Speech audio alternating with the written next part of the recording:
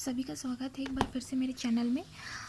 जो last video में जो कि मैंने आज ही बनाई थी कुछ देर पहले, उसमें मैंने इम्प्रूवमेंट ऑफ स्ट्रेन कराया था, स्ट्रेन इम्प्रूवमेंट कराया था। और बाकी के जो टॉपिक्स हैं, स्टार्टिंग के चारों टॉपिक्स ये हो चुके हैं। आज मैंने स्ट्रेन इम्प्रूवमेंट का करवाया और आज मैं स्केल अप करवाने वाली थी, तो आज मैं वो कराने वाली हूँ। और बाकी बचे जो हैं 3-4 टॉपिक्स ही बचे हैं, तो 2-3 दिन में हमारा ये फर्मेंटेशन टेक्नोलॉजी ख़त्म हो जाएगा।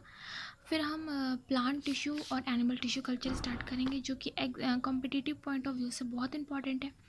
तो चलिए हम पहले स्केल अप कर लेते हैं। स्केल अप के लिए मैंने कोई स्पेसिफिक नोट्स नहीं बनाया, क्योंकि एक बहुत छोटी सी टॉपिक है और इस छोटी सी टॉपिक में ही इतना कुछ समझा दिया गया है ताकि हम इसको काफ़ी अच्छे से एलोबरेट करके लिख सकते हैं, क्योंकि जो सारा निचोड़ है वो इतने में ही इस बुक ने बता दिया है। स्केल अप एक्चुअली होता क्या है? तो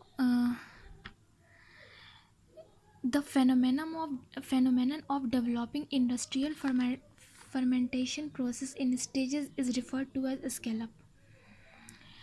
लेबोरेटरी में हम छोटे पैमाने पर कोई टेस्ट करते हैं और जब हम उसी प्रोसीजर को बड़े पैमाने में फर्मेंटेशन, इंडस्ट्रियल फर्मेंटेशन में यूज़ करते हैं प्रोडक्ट ऑब्टेन के लिए, तो उसको हम बोलते हैं स्केल अप। मतलब कि पहले हमने उस चीज़ को छोटे पैमाने पे किया, टेस्ट किया कि हाँ हो रहा है कि नहीं, और फिर हमने उसी चीज़ को बड़े पैमाने पे किया, तो हम इसी को बोलते हैं स्केल अप।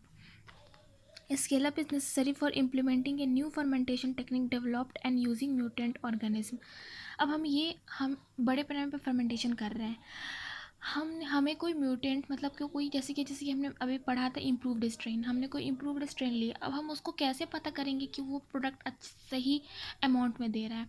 ऐसा तो नहीं कि हम तुरंत उसको फर्मेंटेशन प्रोसेस में डाल देंगे और फिर देखेंगे। तो हो सकता है कि हमने इतना कुछ लगाया अपने, अगर हम उसको इंडस्ट्रियली यूज़ कर रहे हैं तो हम बड़े पैमाने पर करेंगे, लेकिन अब वो इम्प्रूव्ड स्ट्रेन अच्छे से म्यूटेट ही ना हुआ, तो वो जितनी हमें अमाउंट ऑफ प्रोडक्ट चाहिए वो उतनी दे ही ना, तो हमारा तो सारा सबस्ट्रेट, सारा न्यूट्रिएंट, सब कुछ बर्बाद हो जाएगा। तो पहले हम कोई चीज़ को छोटे पे टेस्ट करते हैं, तो हम लेबोरेटरी में पहले टेस्ट करेंगे कि हाँ ये म्यूटेंट बैक्टीरिया कितने हद तक, किस रेट से, किस अमाउंट में, किस क्वालिटी का प्रोडक्ट दे रहा है।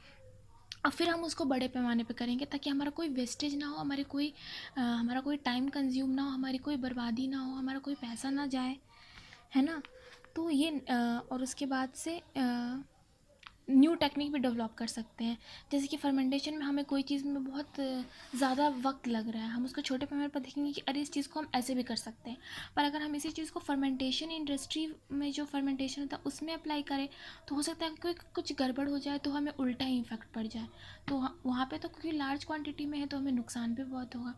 तो हर चीज़ को हम पहले छोटी चीज़ में करके देखते हैं कि अगर कुछ नुकसान भी हो रहा है तो उतना नहीं, हद तक नहीं हमें कुछ इफ़ेक्ट पड़ेगा, क्योंकि हम छोटे पैमाने पर कर रहे हैं।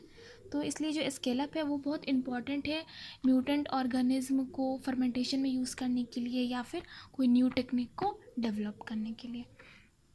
स्केल अप का पर्पस क्या होता है? तो develop a optimal environment and operating condition at different levels for a successful fermentation industry. Fermentation industry में कोई भी फर्मेंटेशन करने से पहले हमें बहुत चीज़ें देखनी पड़ती है। ऐसे नहीं कि न्यूट्रिएंट डाला, मीडियम तैयार किया, ऑपरेटिंग सिस्टम किया और बस अपना प्रोडक्ट बन के तैयार, ऐसा नहीं। बहुत सारे स्टेजेस होते हैं और ये स्केल अप जो है उन्हीं स्टेजेस को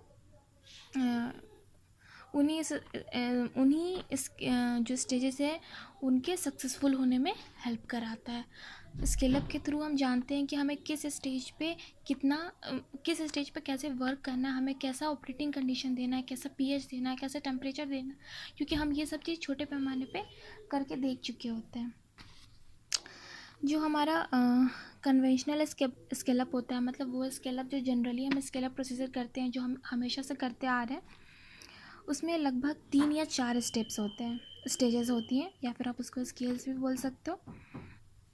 पहले स्टेज में हम स्क्रीनिंग की प्रोसेस करते हैं। स्क्रीनिंग तो आप लोग समझ गए कि कोई भी सोर्स से जब हम अपने उस माइक्रो ऑर्गेनिज्म को आइसोलेट करते हैं जो कि हमें चाहिए होता है, जिसकी प्रोडक्ट हमें चाहिए होती है।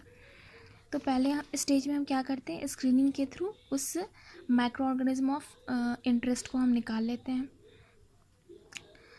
और फिर हम उसको ग्रो कराते हैं एलियन फ्लास्क या फिर पेट्री डिशेज़ में।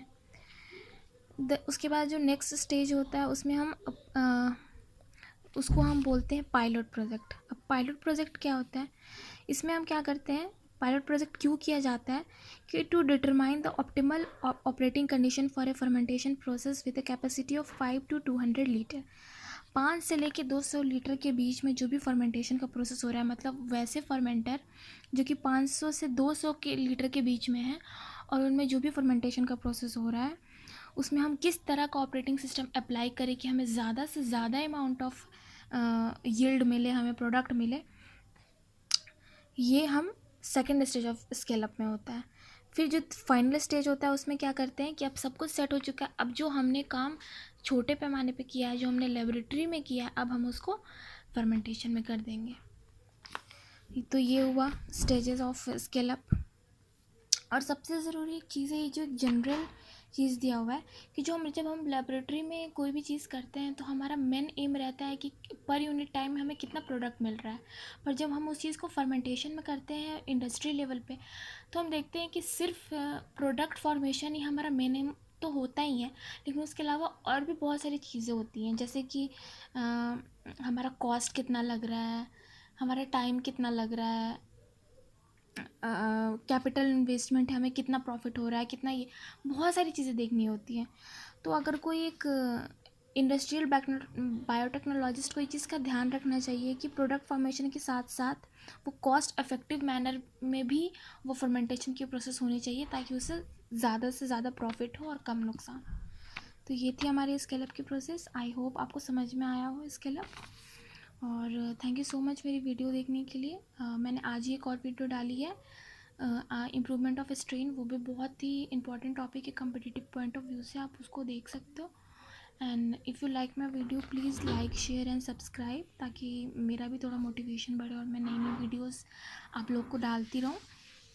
और thank you so much and good night to all of you. कोई भी अगर कोई प्रॉब्लम हो तो आप लोग कमेंट में पूछ सकते हो। अगर आप लोग को नोट चाहिए होगी तो मैं पीपीटी के फॉर्म में उसको डाल दूँगी, आप लोग कमेंट करके बोल सकते हो ये चीज़। और थैंक यू सो मच। मैं रोज़ ऐसे ही वीडियोस डालती रहूँगी, आप रोज़ आप लोग देख सकते हो। आप सब्सक्राइब कर लो ताकि जब भी मैं कोई न्यू वीडियोस डालूँ तो आप उसको अपने होम पेज पे देख पाओ। और तो बस आज के लिए सिर्फ इतना ही।